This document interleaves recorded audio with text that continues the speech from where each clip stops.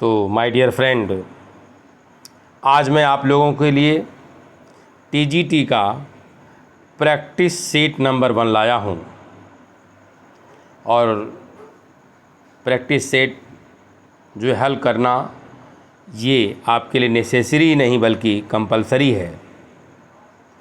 If you want to pass the TGT examination और PGT examination, then it is not necessary but compulsory to pay attention to the practice set first। तो एक निवेदन है आपसे कि practice set जैसे ही आप देख रहे हैं उसके तुरंत बाद आपसे एक रिक्वेस्ट है कि आप मेरे चैनल को सब्सक्राइब करें, लाइक करें, शेयर करें। तो आइए हम लोग बिना देरी करते हुए प्रथम सेट के पहले क्वेश्चन पर चलते हैं। वन ऑफ माई, अब यहाँ ये प्रिंटिंग एरर है, ये एन नहीं रहेगा। One of my friends dash dash of fine collection of postage stamps. तो माय डियर फ्रेंड, और आपको कुछ देखने की ज़रूरत नहीं है। आपको बता दूं, प्रीपोजिशन के पहले जो भी सब्जेक्ट आता है महत्व उसी का होता है, वर्ब उसी के अनुसार लगता है। प्रीपोजिशन के बाद वाले नाउन या प्रोनाउन का कोई महत्व नहीं होता है। वर्ब एग्रीमेंट यही कहता है कि प्रीपोजिशन के पहले जो सब्जेक्ट आता है, जो नाउन प्रोनाउन आता है, उसी के अकॉर्डिंग हम वर्ब लगाते हैं। तो वन और वन के लिए आपको पता है आप हैज़ का प्रयोग करेंगे। तो आइए हम अगले क्वेश्चन पे चलते हैं। 10 pounds that as money, fill in the blanks. अब इसमें चूज करना है। तो माय डियर फ्रेंड, आपको पता है जब अमाउंट जो है एक यूनिट का काम करता है तो ऐसी स्थिति में हम क्या करते हैं, सिंगुलर वर्ब का प्रयोग करते हैं। 10,000 इज़ क्या, a lot of money. 10,000 pound जो है एक बहुत बड़ी रकम है, तो एक यूनिट के रूप में किया गया है, इसलिए आपका ऑप्शन जो है सी होगा। आइए हम अगले क्वेश्चन की बात करते हैं।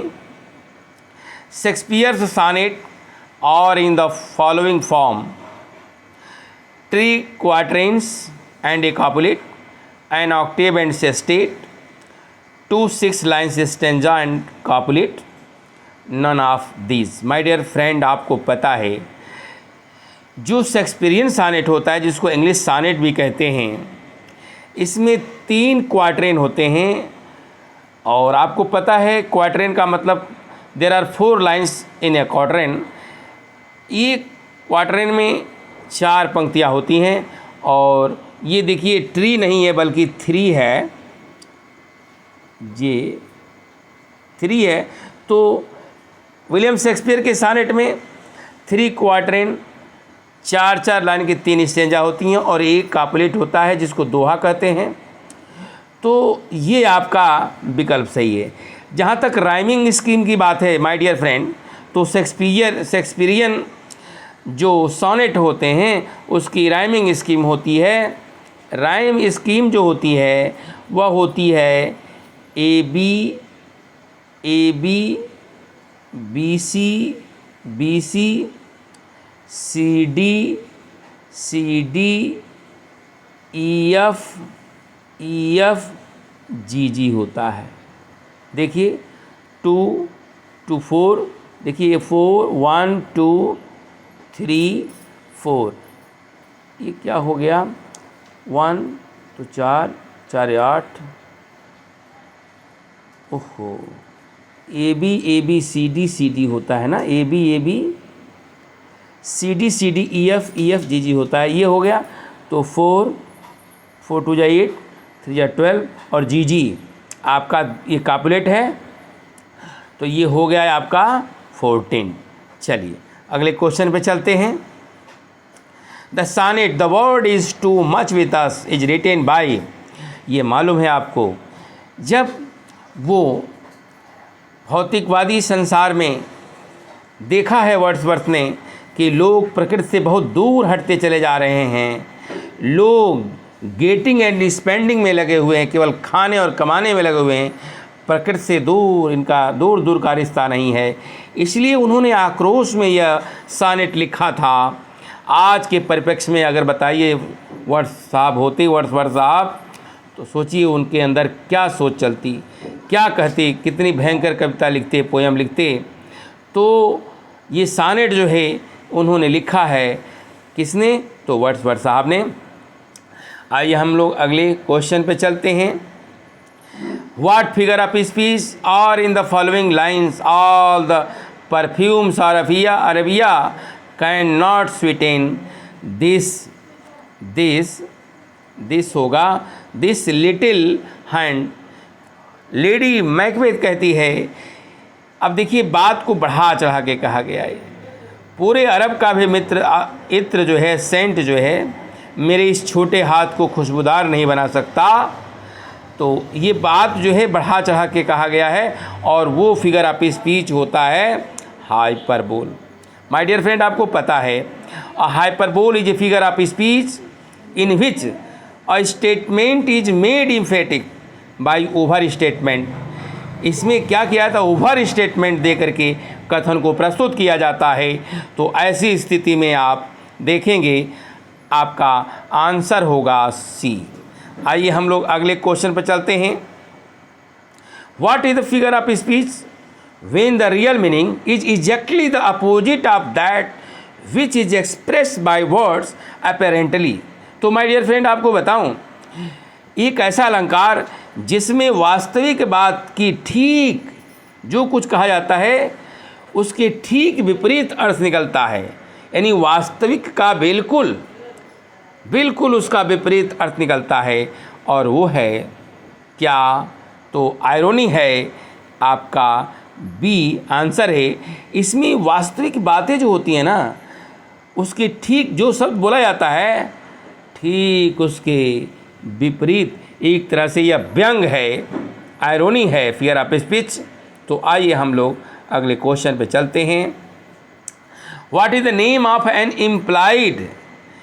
इम्प्लाइड ये सिमिली है, SIMILE इम्प्लाइड सिमिली है।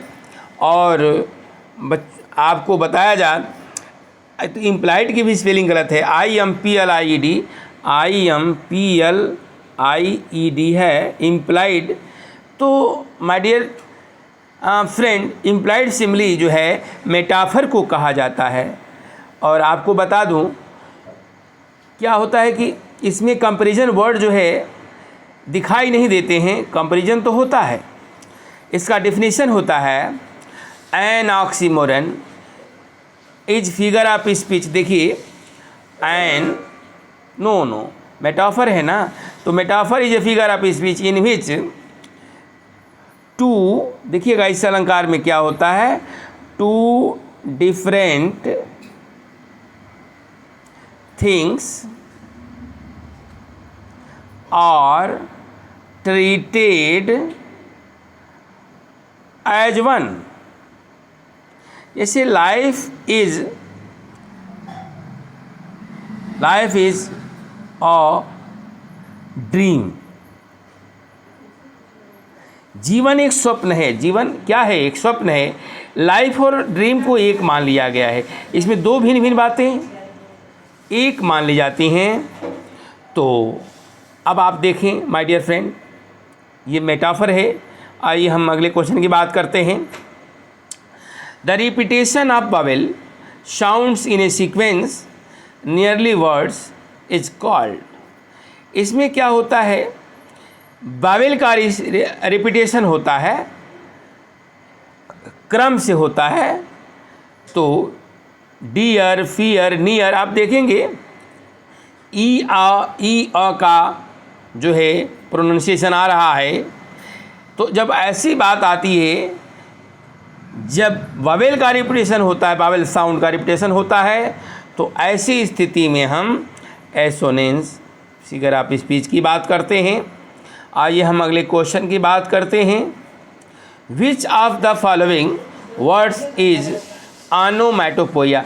ऑनोमैटोपोइया में क्या होता है माय डियर, इसको कहते हैं ध्वनि सूचक अलंकार। क्या कहते हैं? ध्वनि सूचक अलंकार। तो माय डियर फ्रेंड आपको बता दूं, इसमें क्या होता है, onomatopoeia is a figure of speech in which sound suggests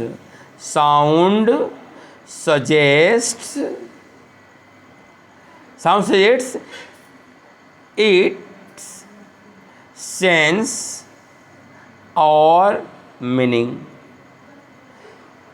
तो माय डियर फ्रेंड, इसमें साउंड से ही हमें पता लग जाता है कि इसमें क्या हो रहा है। इसमें साउंड से ही हम अर्थ को स्पष्ट कर लेते हैं। अब जैसे बियर शब्द तो, कैरी शब्द तो साउंड है नहीं, बियर साउंड है नहीं, फियर साउंड है नहीं, बज, ये बज जो है ये मक्खियों का है और ये मक्खी की आवाज़ है, और इसीलिए जो आवाज़ वाले वर्ड होते हैं वही ऑनोमैटोपोइया होते हैं, और आंसर आपका डी हुआ। आइए हम लोग अगले क्वेश्चन की बात करते हैं। हैमलेट्स क्वेश्चन टू बी और not to be. Hamlet questions to be और not to be. My dear friend, इसका मीन्स क्या होगा? टू किल क्लॉडियस और not to kill him, to kill Gertrude और not to kill her, to marry Ophelia और not to marry her. इस तरह की कोई बात नहीं है माय डियर फ्रेंड।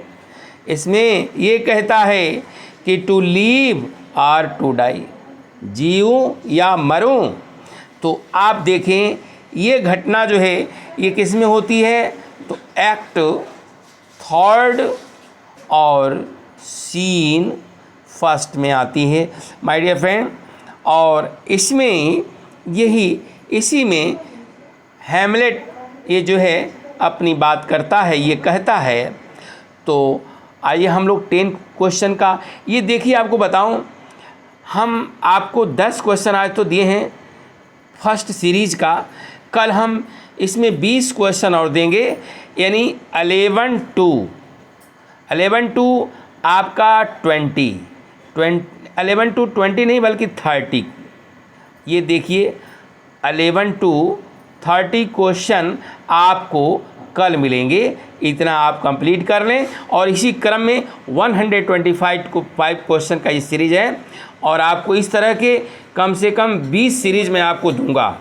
तो इस तरह से हमारे चैनल से आप जुड़ें, और एक रिक्वेस्ट है कि आप मेरे चैनल को लाइक करें, सब्सक्राइब करें, शेयर करें। थैंक्स।